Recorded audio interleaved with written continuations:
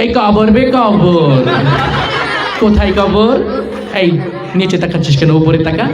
আমার কবিতা দেখ, কবিতা দেখতে বলেছি, অন্য কিছু না।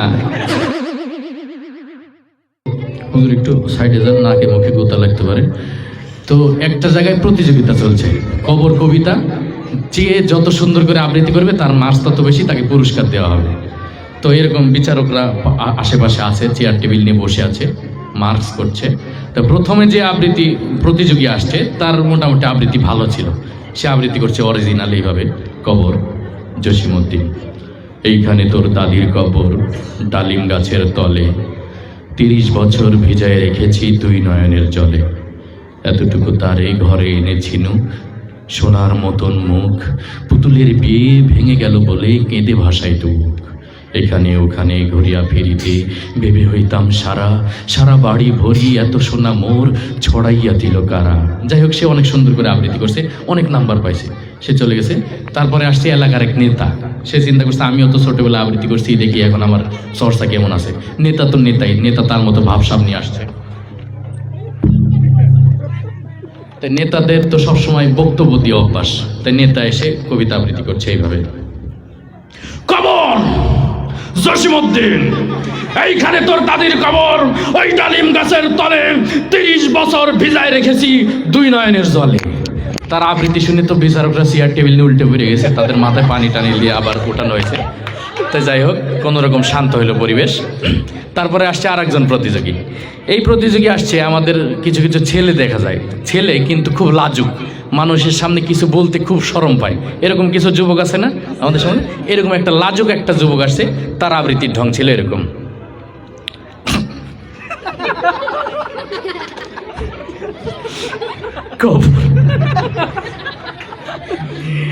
এইখানে তোর দাদির খবর, ডালিম গাছ। তাকে নিয়ে গেল যে এই ছেলে তো সময় নষ্ট করছে, এর সঙ্গে হবে না। তারপরে আসলে আরেকজন প্রতিযোগী। এরপরে যে প্রতিযোগী আসছে সে একটু ইমোশনাল টাইপের। আমাদের সমাজে কিছু মানুষ আছে না, আরেকজনের চোখে পানি দেখলে সে নিজেই কেঁদে দেয়, এই টাইপের একটা ইমোশনাল ছেলে আসছে। সে এসে আবৃত্তি করছে এইভাবে। কবর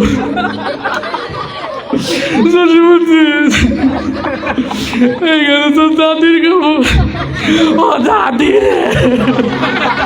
তাই তাকেও নিয়ে গেল যে একে দিয়ে হবে না, এই যেভাবে কান্নাকাটি শুরু করছে। তারপরে আসছে একজন মুরব্বী মানুষ, বুড়া চাচা।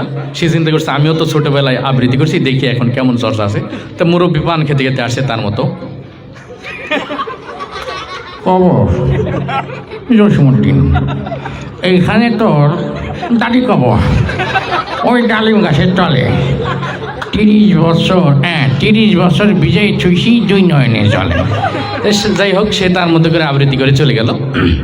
তারপরে আসছে একটা ছেলে যে একটু তোতলা টাইপের, কথা বলতে একটু কষ্ট হয়, একটু দেরিতে বের হয় কথা। তো সে এসে আবৃত্তি করছে এইভাবে। কবর জসিমউদ্দিন, এইখানে তোর আদির কবর, ওইটা আলিম গাছের তো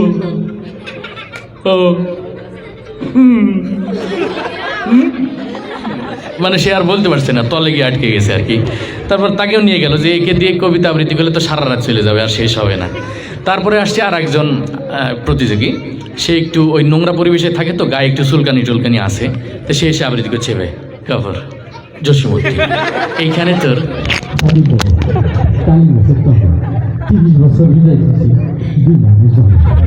তো তাকেও নিয়ে গেল যে একে দিয়ে কাজ হবে না, কারণ এই যেভাবে চুলকানি শুরু করছে একটু পরে গায়ে কাপড় চোপড় থাকবে না। তাই সেও গেল। তারপরে আসছে আর একজন প্রতিযোগী। এই প্রতিযোগী আবার একটু মানে সমস্যা, ওই প্রোগ্রামে এসে বিরিয়ানি টিরিয়ানি বেশি খাইছে, তো পেটে একটু সমস্যা। তাই সে এসে আবৃত্তি করছে এইভাবে। কবর জসিমউদ্দিন,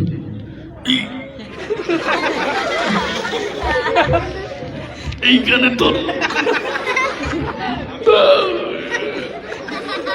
দাদি কবর, আলিম গাছে তো তো তাকেও নিয়ে গেল যে তো স্টেজ নষ্ট করে ফেলবে, একে দিয়ে হবে না। তারপরে আসছে, সর্বশেষ আসছে একটা আনকমন মানুষ। আমাদের সমাজে কিছু মানুষ আছে না, নো মেল নো ফিমেল, পুরুষও না মহিলাও না, এই টাইপের কিছু মানুষ আছে না, কি বলে তাদেরকে? হিজড়া আসছে একটা। সেও চিন্তা করছে আমিও তো পড়ছি স্কুলে থাকতে, তাই হিজড়ার আবৃত্তি করার ঢং ছিল, তাদের একটা ঢং আছে না আলাদা, সে এসে আবৃত্তি, এই কবর বে কবর, কোথায় কবর, এই নিচে তাকাচ্ছিস কেন, উপরে তাকা, আমার কবিতা দেখ। কবিতা দেখতে বলেছি, অন্য কিছু না। এইখানে তোর দাদির কবর কোথায়? এইখানে তোর দাদির কবর ডালিম গাছের তলে, 30 বছর ভিজায় রেখেছি 2 নয়নের জলে। ধন্যবাদ সবাইকে।